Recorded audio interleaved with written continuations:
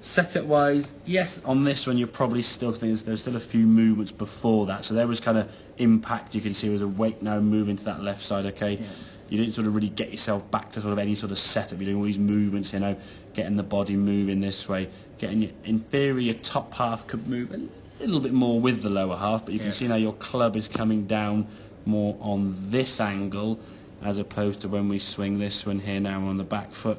That club now is kind of there, you see. Yeah. If that tube was on the ground, you're hitting it back there. That club's a lot lower at the golf ball. You're leaning back, hitting up on the golf ball with a nice clean mat. Yeah, it's a reasonable shot. Yeah. Very flat-footed and a bit more sort of scoopy, flicky, which is why you weren't really maximising the distance. Yeah. That was your full swing. Yeah. So you were giving, basically, you were giving 100% swing, but only really getting about 80%.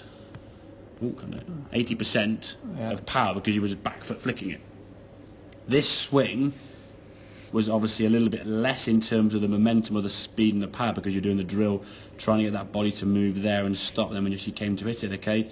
You're back a little bit. Look how much shorter that backswing is and coming down. Because you had a much more efficient angle of attack, so you're missing that tube, you maximise. Although your swing on this one may have only been 80% power, you were getting 100% of what you were swinging. Yeah. Does that make sense? This is why they're going sort of similar sort of distance, okay? So if we then go 100% effort and get 100% efficiency, we're going to get 10, 15, 20 more yards. Yeah. Whereas before you were getting 100% power but only 80% efficiency because you were just flicking it back foot. It wasn't the speed of the golf ball and the angle wasn't as efficient. Yeah.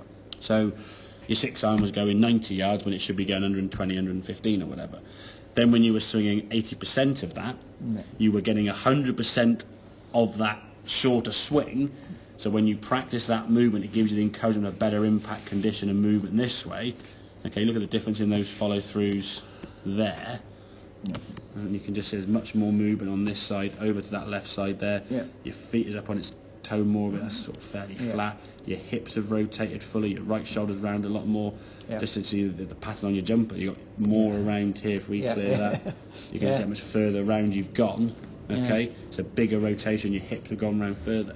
So you maximised on this right hand swing the amount of power you had. We just hadn't put enough power into it because you're making that drill. When you're doing that sort of bounce and bob, you lose a bit of momentum, obviously, because you're not making that full wind up and full hit, okay? Compared to this, as we said, was a much fuller swing and going back with all the power you had to give it a whack. But because you were leaning back and coming in too shallow, your club was hitting the ground behind the ball. You hit the ground on the mat, no problem. When you teed up on a par 3, you get away with it. I get a big pile of grass. When there's mud behind the ball or grass behind the ball or something in the way of that's going to interfere with the club, if your angle of attack into the golf ball is too much from this way as opposed from that way, you're going to lose control. You're going to lose a contact. You're not going to get as much an efficient strike unless the ball's sat perfect on a bit of grass. Chances are you're going to top it, or hit the ground behind the ball. Duff it 10 yards and then go, that was a bad shot, I'll miss the ground with the next shot, and then you top it. So eventually you're going to top it. One or the other, okay? Whether it's the first shot, the second shot, or the third, or whatever. You'll react in such a way just to miss the ground. We want to hit the ground.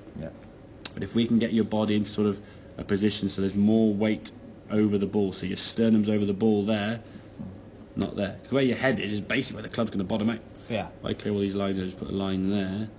That's where your club's going to bottom out. That's where your club's going to bottom out. One's at the golf ball, one's behind it. Hitting the ground's good, but it's where you hit the ground. That's the key thing. It's not hitting the ground early, it's hitting the ground just after the golf ball. Okay, there's a video I'll show in a second now. I think it's McIlroy doing a slow motion swing where you see his club coming at the golf ball. The club strikes the ball and continues down, and its low point is about his left foot somewhere, and then it starts going up the other side. Okay, so practice that bob movement. Okay, it could be kind of like a warm-up swing. So maybe hit 10 or 15 swings with a wedge or a 9 or a 7 or whatever. Just sort of going 1, 2, 3, pull the trigger, go. Yes, it's a slower, less speeding that swing. But what we're trying to do is give you the feeling of how the arms, how the body going to work. So we get more movement at that left side, get the strike down, rather than being get up in the air. Okay, make sense? Yeah, it does. Happy days, good man. Right.